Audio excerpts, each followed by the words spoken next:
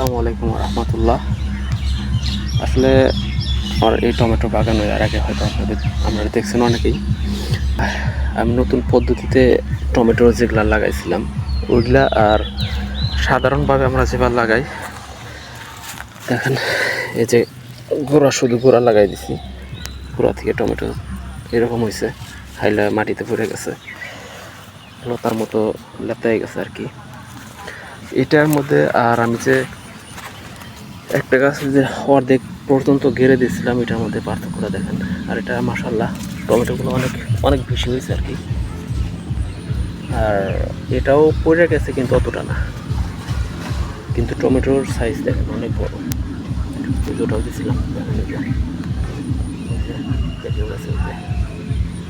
তো আমার মনে হয় এই পদ্ধতিটা সবাই যদি ব্যবহার করে মনে হয় এটাই ভালো হবে।